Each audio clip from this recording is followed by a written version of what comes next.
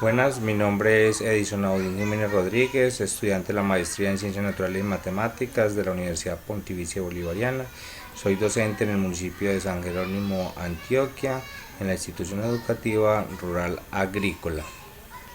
En el día de hoy haremos una disertación partiendo de la pregunta de qué manera la organización y el análisis lógico de la información sobre una situación, utilizando diferentes formas de representación de la misma, favorecen la construcción de conocimiento científico.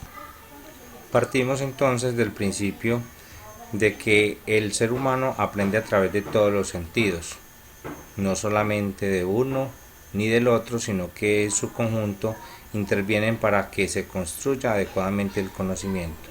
Oigo y olvido, veo y recuerdo, y hago y entiendo. Ese hacer involucra todos los sentidos en función de la construcción de un conocimiento. Tenemos que el aprendizaje es un proceso, ante todo, que involucra el sistema nervioso central.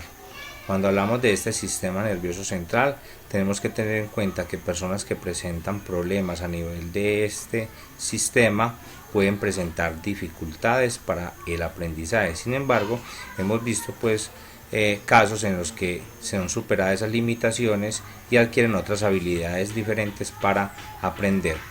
No es directamente observable, no podemos decir de que la forma en que se estructura el conocimiento la podemos evidenciar de forma directa, sino a través de unas reproducciones, de unos esquemas que se van demostrando a través de las actuaciones o los desempeños de los estudiantes. Resulta de la práctica y de la experiencia, y eso tiene mucho que ver con los estímulos, con la motivación con que se aprende. Este es un proceso que produce cambios realmente permanentes en la conducta.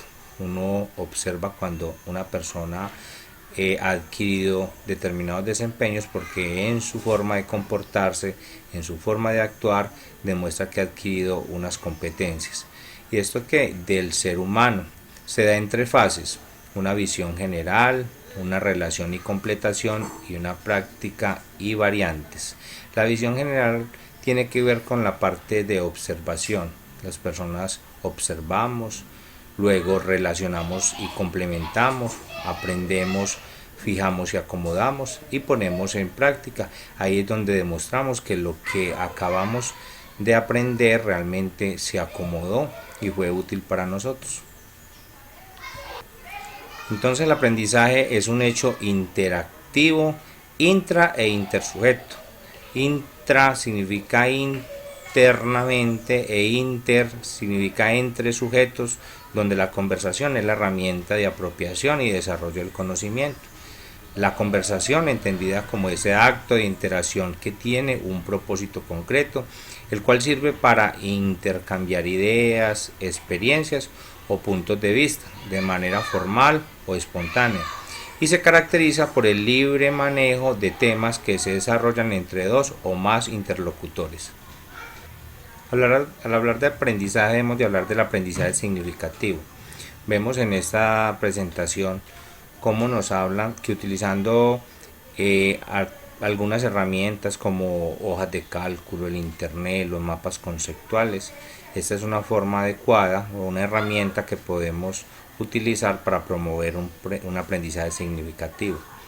El internet lo estamos incluyendo actualmente en las instituciones educativas.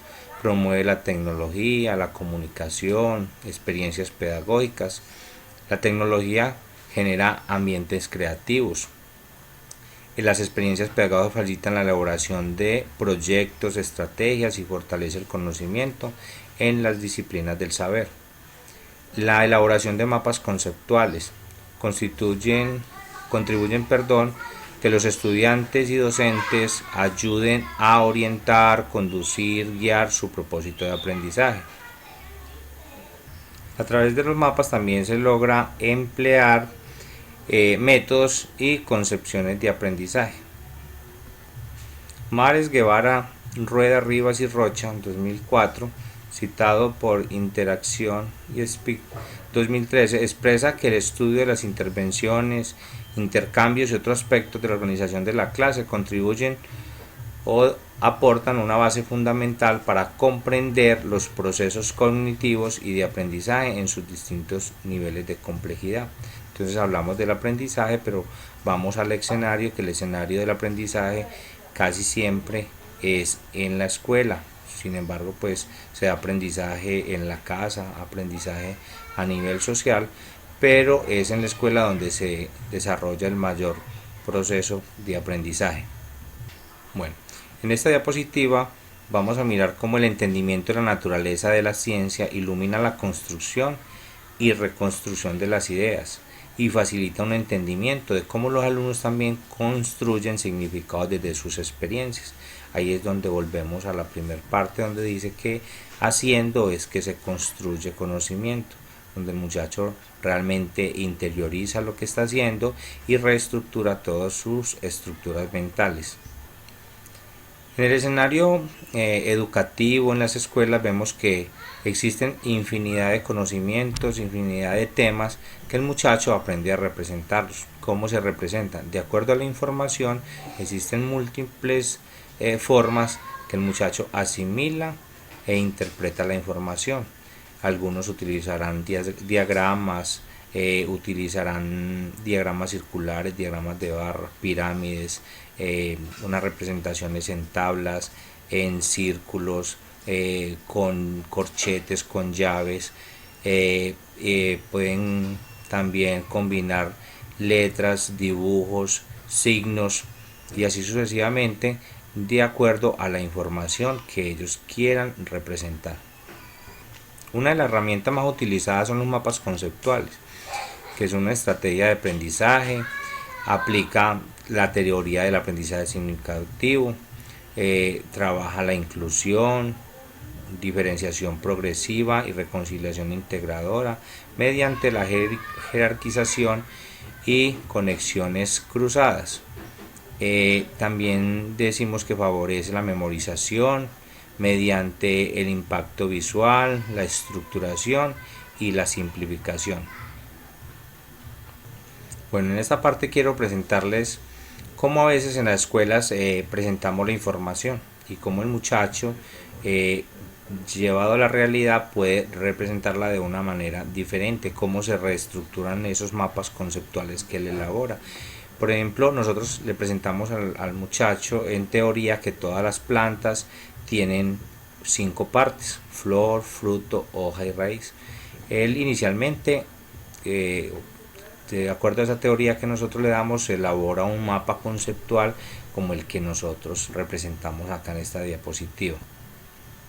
Más adelante, en otra práctica o en otro grado, en otro ambiente, él todavía conserva sus mapas de conceptos, su concepción de que las plantas tienen raíz, tallo, hoja, flores, pero luego puede ir a ese mapa conceptual que tiene estructurado, irle conectando más cosas, o sea, cuáles serían las funciones de la raíz, cuáles serían las funciones del tallo, cuáles serían las funciones de la hoja, qué clases de flores existe o qué representan para la planta, y los frutos también los podría clasificar o qué representa para esa planta esos frutos. La anterior diapositiva entonces nos estaba era cómo él va a completar la información, cómo le va a ir agregando nuevos conocimientos, cómo lo va reestructurando. Acá nos dice, comparar permite afianzar y reestructurar lo aprendido. Resulta que el niño lo llevamos al campo y él va a decir, bueno, si observa este árbol, dice, es verdad lo que el profesor nos dice, tiene raíz, tiene un tallo o tronco, tiene unas ramas, tiene frutos, tiene flores.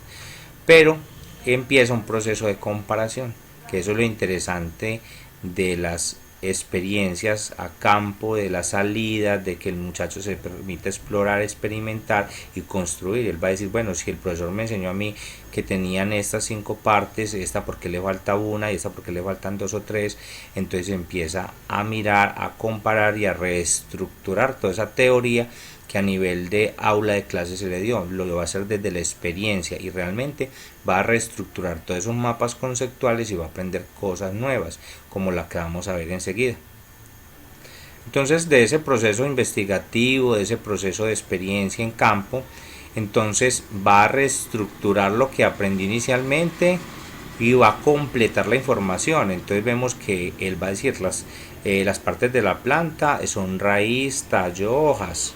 Por acá va a decir, y algunas plantas tiene flores, tiene los frutos y tiene semillas. O sea que no todas las plantas cumplen con esas 5 funciones de tener todas flores, de tener todas frutas o todas producir semilla.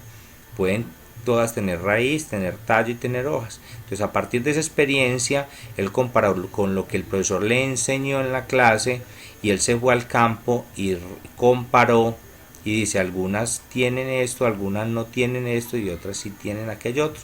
Entonces él le permite completar sus mapas o sus esquemas de una forma más vivencial porque él lo experimentó y permite en el campo hacer de pronto otras clasificaciones mucho más, decir, hombre, pero es que los tallos hay unos que son muy diferentes en los árboles, en los arbustos y en las hierbas, y puede sacar sus conclusiones e inferencias. Entonces el comparar o representar la información de una u otra manera le permite afianzar lo que sabe, reestructurarlo, aprender algún tema.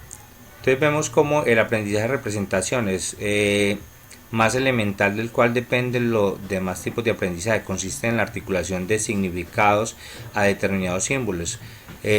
Al respecto, Ausubel dice, ocurre cuando se iguala el significado, símbolos arbitrarios con sus referentes, los objetos, los eventos, los conceptos, y significan para el alumno cualquier significado que a su referente aluden. Miramos cómo de esas experiencias pueden existir otras formas de representar, unas formas más creativas de representar la información.